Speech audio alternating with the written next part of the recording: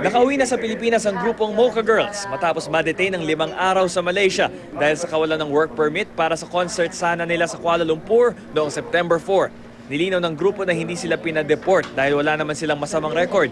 Hindi raw nilakad ng concert producer ang kanilang mga papeles. Pinalaya lang sila matapos makipag-ugnayan ng mga producer at ang embahada ng Pilipinas sa immigration officials ng Malaysia. Bagamat balik trabaho na agad ang Mocha Girls, hindi pa rin nila malimutan na naging karanasan sa detention cell. Itong plastic na to, ayan, ito yung aming parang baso doon.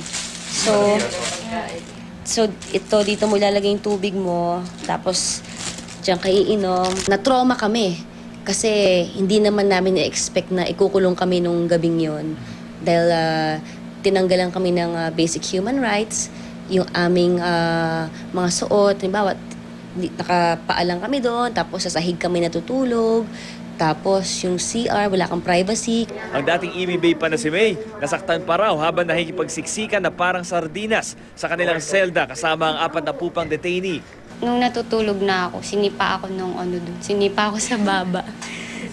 Sinipa niya ako, kasi yung higa nyo, ito, alternate ulo, paa, para magsiksikan, para magkasya.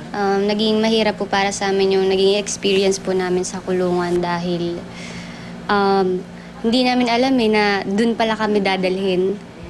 Tapos pagdating namin sa loob, siksikan, marami kami mga kasama, sobrang lamig. Kung ano yung suot namin sa performance, yun na yung pinasuot sa amin. Tapos mahirap yung pagkain. Pinag-aaralan pa ng grupo ang kanilang mga susunod na legal na hakbang kaugnay ng insidente. Nagbigay rin sila ng babala sa iba pang mga performer na nagtatrabaho sa ibang bansa. Hindi ito tungkol sa Mocha Girls lang at saka sa producer kasi napakaraming musikero na Pilipino sa Malaysia.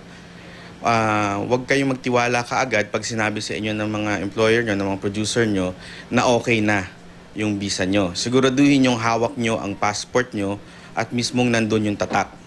Kasi kung hindi mo hawak ang passport mo, kahit sabihin mo o may Xerox ka man, at pag in-inspection ka ng immigration, kulong ka pag wala kang passport.